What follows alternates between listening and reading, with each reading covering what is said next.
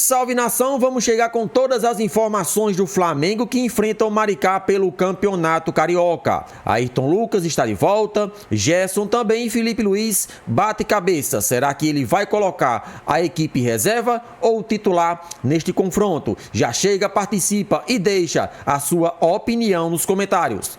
Os links utilizados aqui deixaremos na descrição como forma de créditos. Portanto, tudo sobre o nosso Mengão agora. Muito bem, e o Flamengo treinou hoje pela manhã e pode ter novidades para encarar o Maricá. Roda a VT. Um time focado em busca de mais um título. O técnico Felipe Luiz está ajeitando os últimos detalhes do Flamengo antes da partida contra o Maricá no próximo sábado. No treino desta quinta, Ayrton Lucas esteve mais uma vez no campo e estará à disposição novamente. Quem também pode retornar é o capitão do time, Gerson. Ele foi absolvido no julgamento pela confusão no clássico contra o Botafogo.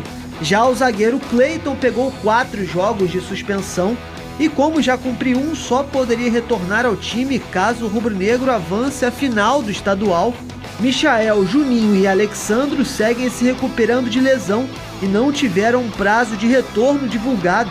Uma vitória simples garante o título da Taça Guanabara e o rubro-negro que espera dar grandes alegrias ao torcedor em 2025. Essas imagens são do treino de hoje. Ô, Pedrosa, deixa eu conferir aqui uma coisa. Deixa eu ver se tá aqui ainda. João Gomes tá. Vai estar, pô, eternamente. Embaixo, Felipe Luiz. É a nova dele. A do Felipe Luiz devia ser mais antiga, né?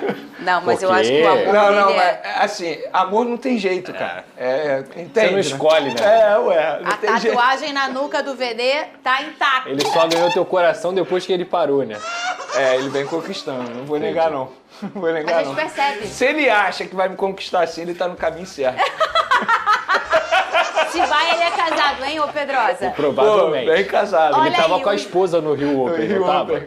E a esposa dele, ela não é brasileira, né? Não é, ela é espanhola, se não me engano. Por isso que ele fala esse português arrastado, ele passou muito tempo lá fora, Não, né? E deve falar espanhol. Tanto é que na época que ele veio jogar no Flamengo, ela teve que ser convencida, né? É mesmo? E ela falou isso, ó. Vai pro Flamengo, os caras vieram aqui atrás de você. É sério isso, o Felipe Luiz conta essa história. Olha aí, os números do Felipe Luiz, a nova tatuagem da nuca de Vene Casagrande. 15 vitórias, 6 empates, 1 derrota, 22 jogos, 2 títulos. A gente tá falando aí dentro a Copa do Brasil e a Supercopa desse ano. O Vene Casagrande, essa derrota aí é contra o Fluminense. E ele tava procurando rival. Diz, né, ele. Tava procurando rival. No Rio, pra ser mais... O Flamengo não ganhou ainda do Fluminense sob o comando do Felipe Luiz. Achou o rival. O que você tá rindo, Vene? Ó, eu tô igual o macaquinho do WhatsApp. Ué, é mentira? Não, vai brigar com a verdade? Não tem nada a falar. Além da derrota, empate ali tem o Fluminense também, né? Exatamente. Nesse empate aí o Fluminense ganhou o título de bateu de frente. Não. Isso aqui é o mais interessante, hein? São 38 gols feitos, 12 sofridos, 77% de aproveitamento, 14 partidas sem tomar gols. Vene Casagrande, 77% de aproveitamento é um ótimo aproveitamento para um treinador. A gente sabe que a amostra é curta, né? Não estamos falando de um cara que tá igual o Abel aí há 4 anos. Mas não vamos entrar nesse mérito porque eu acho que o trabalho dele, ele reflete o que os números falam. Porque nem sempre a gente olha os números e concorda, né? Mas no caso do Felipe Luiz, a gente tá concordando, hein? Fernandinho, ainda mais se a gente parar e analisar o cenário, né? Porque o Felipe Luiz, ele chegou ao Flamengo no meio de uma temporada. Pegou jogos extremamente complicados, sobretudo na Copa do Brasil.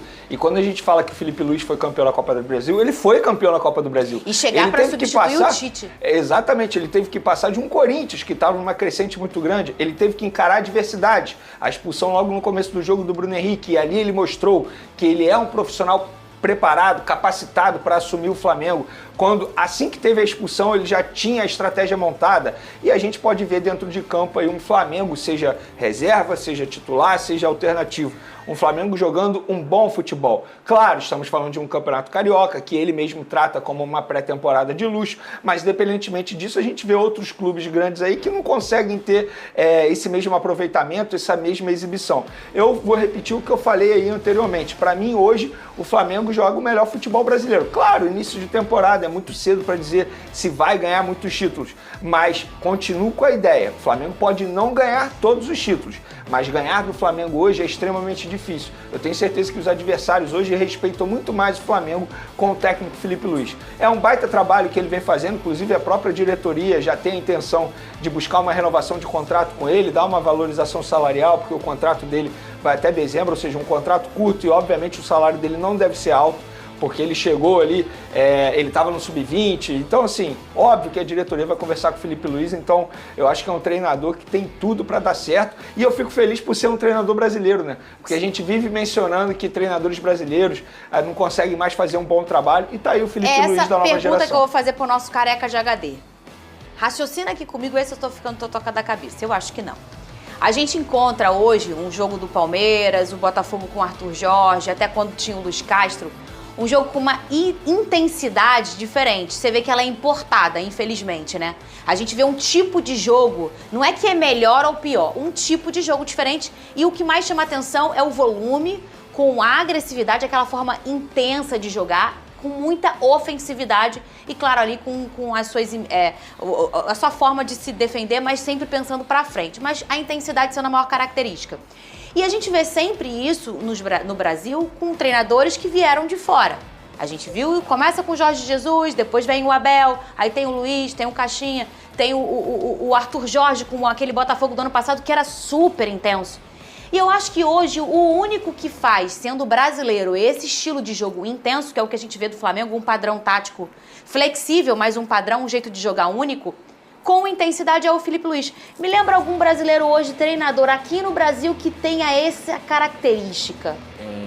Vai ser difícil achar. Eu não tô lembrando. Mas por que isso acontece? Porque a escola do Filipe Luís é europeia. A escola dele é europeia. Ele não estudou futebol no Brasil.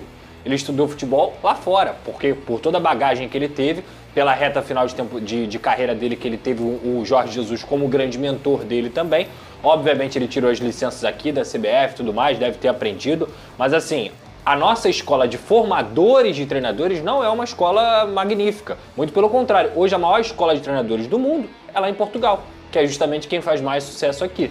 Então, obviamente, o Filipe Luís, que tem essa referência do Simeone, o futebol argentino revela vários grandes treinadores, e o futebol brasileiro não consegue fazer isso, por vários motivos. Cultura, o custo, as pessoas não têm noção de quanto custa tirar as licenças para ser um treinador. Então, uma pessoa qualquer, eu tenho um sonho de ser treinador, ela tem que ter no bolso aí 30, 40 mil reais para tirar uma licença de treinador até a principal licença, fora o dinheiro para se manter na vida, que geralmente os treinadores brasileiros que começam na base ou algo do tipo não conseguem, a não ser que o clube pague a situação. Ainda tem um ponto, essa licença não vale em vários países. Exatamente. Exato. Mas, inclusive o próprio Jair Ventura já falou muito sobre isso, defendendo os treinadores brasileiros. Mas o que eu quero dizer é o seguinte, talvez o Felipe seja o início de uma nova escola brasileira. Eu acho que a escola do Felipe não é brasileira. Não é brasileira, mas eu tô querendo dizer, não é uma escola brasileira, eu tô querendo dizer que outros brasileiros vão caminhar. Claro, ele pode virar uma referência. Isso, mas eu acho que o Filipe Luís, ele é um caso à parte, porque ele, mesmo quando ele era jogador, ele já estava se preparando de uma maneira literal para ser treinador. Porque era comum ele sentar com vários treinadores. Eu já dei esse exemplo aqui. Também. Eduardo Barroca uma vez almoçou com ele. Sim. Aí um garçom tirou a foto e me mandou. Eu falei, opa, o que está acontecendo? E aí liguei pro Barroca, o Barroca me explicou. Cara, o Filipe Luís, ele é jogador, mas ele gosta de sentar com vários treinadores para ouvir, para aprender. Então é um cara que, além de ter uma escola, como o Pedrosa mencionou, uma escola europeia, trabalhou com treinadores europeus, ele é um cara que se preparou muito para esse momento. Então ele já chega muito bem preparado. Vou dar um exemplo aqui de outro treinador brasileiro que eu gosto muito de ouvir, o Alex, que foi jogador, que foi craque da bola. Você ouve o Alex e fala assim, caramba, o cara sabe muito de futebol. Só que talvez ele não tenha tido a oportunidade que o Filipe Luís teve. Sim. Cara, essa oportunidade que o Filipe Luís teve foi, assim, absurda. E ele aproveitou, né? E aproveitou da melhor maneira possível. Vem aproveitando, que pegar a máquina e fazer a máquina rodar. E o detalhe, ele conhecia essa máquina. Exato. Ele ajudou a construir essa máquina. Mas a minha esperança é que com a chegada do Luiz e a referência que dá, outros treinadores brasileiros vão caminhar por aí. O Roger Machado fez um excelente trabalho no Internacional ano passado. E ele é brasileiro de uma geração que vamos botar aí da última década. Sim. O início do Roger Machado no Grêmio, por exemplo, é um início muito promissor, cara. É que depois ele oscila tudo mais, mas ele faz um bom trabalho no Juventude, vai pro Internacional e faz uma campanha bizarra diante de um cenário complicado lá do Internacional. Então acho que ele é um nome que a gente pode citar. E no final das contas... Olha, entenda, eu não falei que é bom ou ruim. Eu sei. Eu falei o tipo de jogo, a característica. No final das contas, o grande treinador brasileiro que conseguiu revolucionar um pouco aqui, sem ser português ou sem ter referência, se chama Fernando Diniz. Que ele foi campeão da Libertadores da América jogando do jeito dele. E com a sua característica. Exatamente. Não é importada, é o jeito do Diniz de jogar. Olha aqui, o Pulgar falou com a Flá TV sobre estar se sentindo muito bem no estilo de jogo do Filipe Luiz. Vamos ver. Con el modo de juego que tiene Felipe es bastante cómodo, es súper adaptable y creo que como te digo, la fuerza y la fortaleza de este grupo que te hace sentir cómodo y feliz.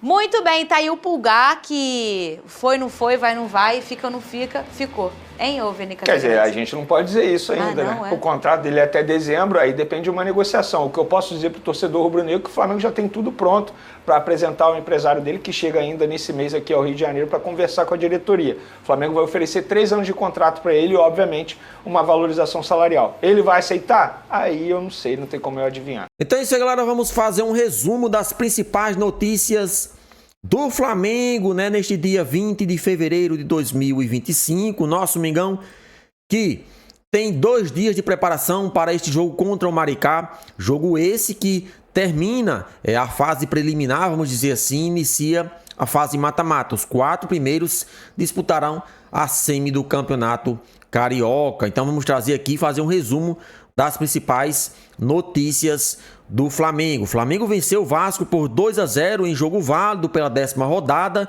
do Campeonato Carioca. Agora o foco do time é contra o Maricá, adversário do próximo sábado.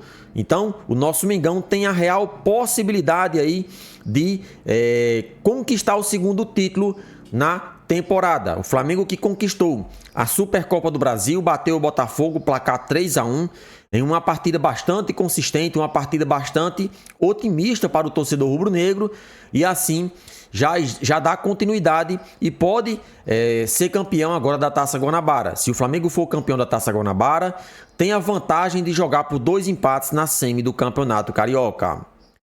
A FIFA costuma ter regras rígidas nas competições que promove, e no novo Mundial não é diferente. Com isso, na competição que terá o Flamengo em junho e julho, todos os participantes terão que fazer adaptações nas camisas para se enquadrar às regras do torneio. A entidade máxima do futebol publicou nos últimos dias o regulamento de equipamentos para a temporada de 2025. Então, o Flamengo e as demais equipes do futebol sul-americano que irão participar do Super Mundial terá que fazer adaptações em seu uniforme. O Zenit da Rússia ainda não desistiu do capitão Gerson. Nesta última quarta, 2 dias antes de fechar o mercado de transferência, o clube de São Petersburgo fez uma nova investida pelo meia. No entanto, o clube carioca prontamente recusou. A nova oferta chega a 30 milhões de euros, 20 milhões de euros, 118 milhões de reais de maneira fixa e 10 milhões de euros, 59 milhões de reais de maneira parcelada a metas a serem batidas. A informação foi trazida inicialmente pelo jornalista Júlio Miguel Neto. Por fim, após desistir da negociação com o Internacional, o Santos voltou atrás e está muito próximo de anunciar a contratação de Thiago Maia. Isso porque o presidente do Clube Paulista, Marcelo Teixeira, confirmou o acerto com o ex-volante do Flamengo e Internacional. O Flamengo que bateu até cabeça, com o Internacional nos últimos meses, vamos dizer assim, porque o clube estava devendo algumas parcelas de Thiago Maia. E o Flamengo sabe que precisa receber essas parcelas, não é que o clube esteja mal financeiramente, mas se vendeu, tem que receber. Então vivia esse impasse aí junto ao Internacional, então com um desejo do Santos de contratar o atleta, agora o Flamengo deve receber esses valores do Clube Paulista. Acordo feito do Santos com o Internacional, que o Santos assumirá a dívida que o Inter tem com o clube carioca, né? O volante Thiago Maia tem atuado bem no Internacional, é um bom jogador. No Flamengo ele não teria espaço e a melhor coisa a se fazer foi vender o atleta para o Internacional. Mas o Flamengo sofreu aí e ainda está sofrendo porque não recebeu os valores como combinado em contrato. E agora, com essa compra do Santos junto ao Inter, Thiago Maia é o novo reforço aí do Santos e o Flamengo agora vive esse dilema. Será que recebe? Será que não recebe? Então vamos torcer que o Santos cumpra com seu papel, que agora vai comprar Thiago Maia, então com certeza deve assumir a dívida junto ao Flamengo. Então é isso aí, galera, essas foram as últimas informações do nosso Mengão. Se você é novo por aqui, chega, participa, deixa sua opinião nos comentários e não se esqueça de deixar o like, isso nos ajuda em nosso crescimento.